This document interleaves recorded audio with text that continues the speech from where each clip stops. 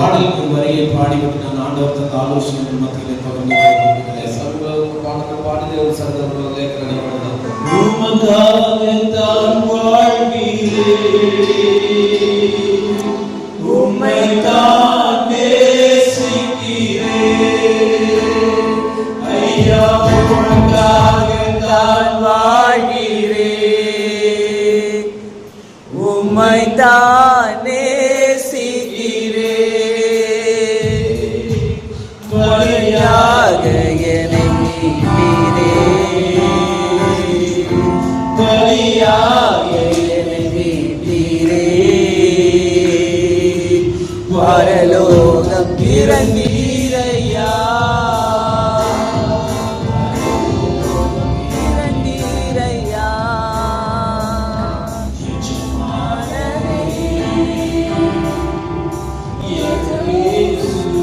ராஜனே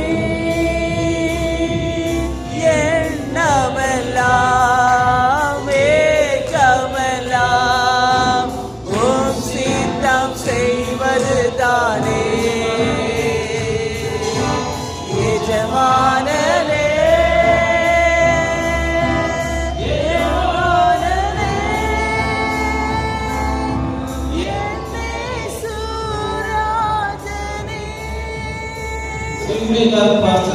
சொன்னேன். அந்த வசனத்தின் தொடர்ச்சியாக ஒரு சில காரியத்தை பகிர்ந்து கொள்ள விரும்புகிறேன். ప్రసంగించిన దాంట్లో నుండి కొన్ని కార్యాలు మీ మధ్యలో పంచుకోదలుచుకుంటున్నాను. நமக்கு வாசம் அங்கே கேட்டோம், ஆண்டவராகிய இயேசு கிறிஸ்து தம்முடைய சீஷர்களை அவர் தெரிந்தெடுத்து அவர் 12 பேரை அங்கே அந்த ஊழியத்துக்காக ஏற்படுத்தினார் என்று பார்க்கிறோம். అయితే ఈ ప్రాంతంలో మనం చూస్తున్నాం, ప్రభువైన యేసుక్రీస్తు వారు తన పరిచర్య నిమిత్తమై 12 మంది ఏర్పాటు చేసుకున్న కార్యాన్ని నియమించిన కార్యాన్ని మనం చూస్తున్నాం. ఏర్పడుతున్నారు అని பார்க்கிறோம். ఆయన నియమించాడని చెప్పబడుతుంది. తిమోతి 1వ అధికారం 12వ వచనంలో వాసించబడిందో, తిమోతి 1వ అధ్యాయంలో 20 చూసినట్లయితే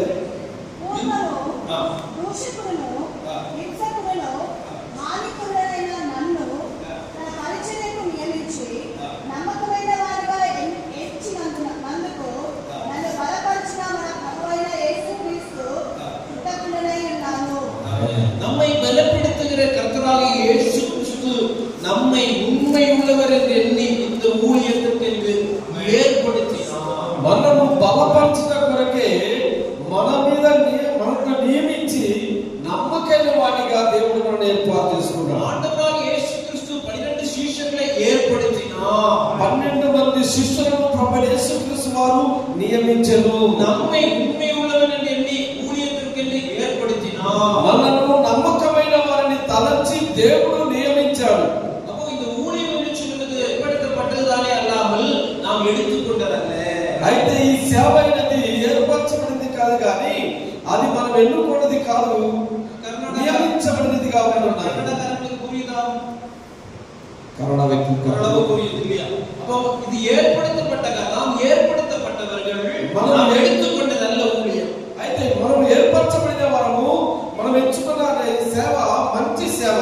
ఎఫెసీ 4వ అధికారం 11వ వచనం వరకు వాసిக்கும் பொழுது, ఎఫెసీ 4:11లో చదివినప్పుడు அங்கே வாசிக்கிறோம், அவர் சிலரை அப்போஸ்தலராகவும், சிலரை போதகராகவும், சிலரை மேய்ப்பராகவும், சிலரை தீர்க்கதரிசிகளாகவும் கர்த்தர் ஏற்படுத்தினார். అక్కడ మనం చూసినట్లయితే కొందరిని సువార్తికులుగాను, కొందరిని దైవ పరిచారకులుగాను, కొందరిని ప్రవర్తకులుగాను దేవుడు నియమించినట్టుగా మనం చూస్తుంటున్నాం. அப்போ உண்மையிலே ஆண்டவர் நம்மை என்ன செய்திருக்கிறார்? ஏற்படுத்தி இருக்கிறார். నిజంగానే మన దేవుడు మనల్ని ముందుగానే ఏర్పరచుకొనిన్నాడు. உங்களிடத்திலே என்னிடத்திலே தேவன் எதிர்பார்க்கிற ஒரே ஒரு காரியம் உண்மை.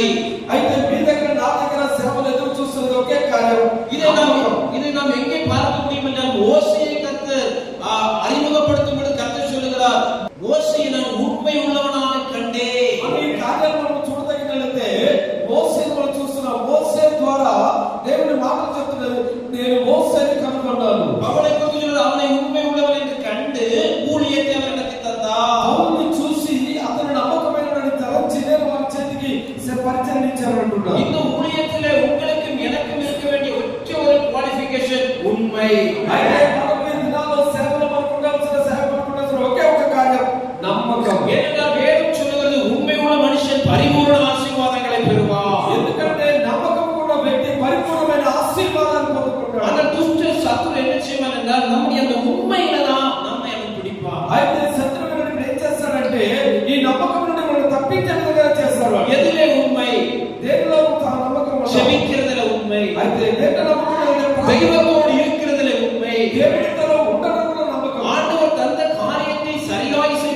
உண்மை. దేవుని యొక్క పరిచర్యలో నమ్మకముగా ఉండడములో, பண விஷயத்திலே கையாளுவதிலே உண்மை. ధన విషయంలో నమ్మకముగా ఉండడము, ஆத்துமாக்களுக்காக பாரத்தோடு ஜெபிப்பதிலே உண்மை. ఆత్మల కొరకై భారముతో ప్రార్థించే మనస్సు. பல சந்தர்ப்பங்களில் நம்முடைய வாழ்க்கையில் வருகிற ஒரு சிறிய தவறு என்னன்னா, நம்ம சொல்லுவோம், யாராவது ஃபோன் பண்ணி பாஸ்டர் ஜெபம் பண்ணிருங்க, ஜெபம் பண்றேன் பிரதர், ஜெபம் பண்றேன் சிஸ்டர், நம்ம ஜெபம் பண்றது అయితే మనం ఏం చెప్తాము? ఎవరైనా ప్రార్థన చేయండి, మనం ప్రార్థన చేస్తామా?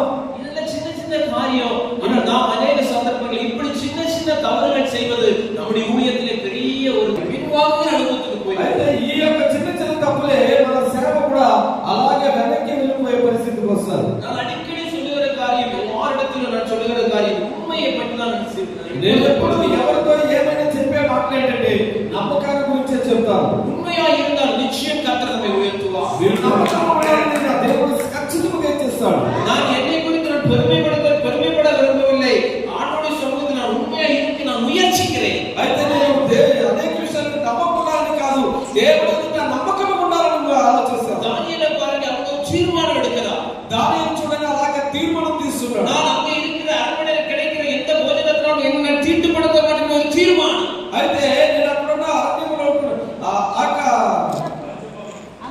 అంతఃపురంలో ఉంటున్న ప్రతి ఆహారాన్ని నేను ఏమాత్రం కూడా ఆశించను, ఎందుకంటే నా దేవుని నేను నమ్మకం ఉన్నాను కనుక. உங்களுக்கு எனக்கு ஒரு தீர்மானம் இருக்கணும், நான் ஆண்டவருடைய ஊழியத்திலே தேவனுக்கு தந்த என்னை ஏற்படுத்தி இந்த காரியத்தில் உண்மையாக இருப்பேன். అయితే నీకు నాకు ఒక కార్యం ఉండాలి, దేవుడు ఏర్పరచబడిన ఈ సేవలో మనం నమ్మకంగా ఉండాలని మనసు ఉండాలి. இரண்டாவது மோசேக்கு வாசிக்கும் நான் சொன்ன காரியத்தை அங்கே ஆண்டவர் எந்த சந்தர்ப்பத்தில் சொல்கிறார் என்றால், மிரியாமும் ஆரோனும் அவனுக்கு விரோதமாக பேசின சந்தர்ப்பத்தில் சொல்கிறார், மோசே என்னுடைய தாசனாகிய மோசே அப்படிப்பட்டவன் அல்ல, அவன் எல்லா இடத்திலும் உண்மை உள்ளவன் என்று எப்போ சொல்கிறார் என்றால், மிரியாமும் ஆரோனும் அவனை குறித்து எதிர்த்து பேசுகிற சந்தர்ப்பத்தில். అలాంటి ఎలాంటి సందర్భంలో అక్కడ మోసే గురించి చెప్తున్నాడంటే, ఆరోను మిరియాము వారిద్దరూ చేసుకున్న కార్యాలను చూసి వాటిని ఏమీ తలచలేదు, కానీ దేవుడు తనలో ఉంచుకున్న ఆ నమ్మకం, మోసే మీద ఉన్న నమ్మకాన్ని గురించి అక్కడ ఆయన గురించి వివరిస్తున్నాడు. நம்முடைய வாழ்க்கையிலே உண்மையா இருக்கும் பொழுது நமக்கு விரோதமாக அக்காமார் அண்ணன்மார் வாயை திறப்பாங்க.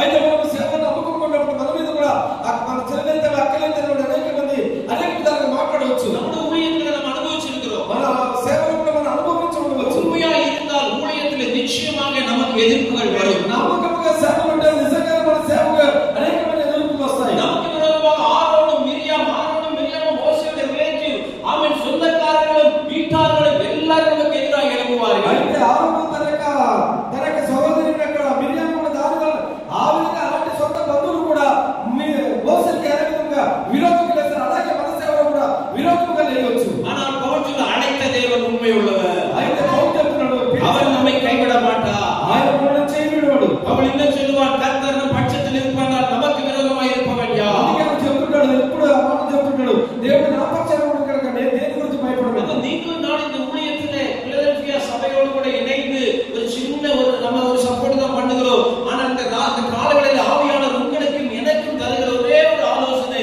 தேவன் நம்மை ஏற்படுத்தி இருக்கிறார், ஏற்படுத்தப்பட்ட ஊழியத்திலே உண்மையா இருப்பேன். దేవుడు జనజనులకు ఒక చిన్న సహాయం చేస్తున్నాడు.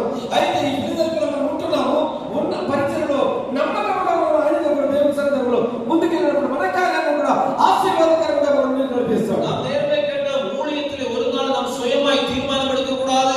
தேவ சமூகத்தில் அமர்ந்திருந்து ஆண்டவர் தருகிற ஆலோசனைகளை மாத்திரம் நாம் தெரிவிக்க வேண்டும். అయితే సేవ నిమిత్తమై మన కార్యాలను నిర్ణయించుకోకూడదు, కానీ దేవుని సముఖంలో కూర్చొని ఆయన సన్నిధానంలో నిర్ణయించుకొని ముందుకు వెళ్ళేవారు. இரண்டாவது காரியம், ஆண்டவர் சொல்லாத காரியத்தை நாம் சொல்லக்கூடாது. అయితే దేవుడు చెప్పని కార్యాన్ని రెండోది చెప్పకూడదు. நம்முடைய காலம் கடைசியாகிவிட்டது. కాలము చాలా దిగంతలోకి వెళ్ళిపోయింది. அநேக கள்ள தீர்க்கதரிசிகள் எழுப்புவார்கள், అనేక మంది அநேக கள்ள ஊழியர்கள் எழுப்புவார்கள். అనేక మంది బోధకులు అబద్ధ బోధకులు వేస్తున్నారు. வருக பிரியமானவர்களே, ஆண்டவர் கடைசியில உங்களை என்னை எப்படி கூப்பிட விரும்புகிறார்? உண்மையுள்ள ஊழியக்காரனே. ఈ చివరి దినాల్లో దేవుడు మనల్ని ఎలా పిలుస్తున్నాడు? నమ్మకమైన వారినిగా మనల్ని పిలుస్తున్నాడు. உண்மை உள்ளவன் என்று ஏற்படுத்தின ஆண்டவர் கடைசியில எப்படி கூப்பிடுகிறார்? உண்மை உள்ளவனே என்று சொல்லி கூப்பிடுகிறார். అయితే దేవుడు పిలిచాడు, నమ్మకమైన వాడిని పిలిచాడు. ఆ చివరి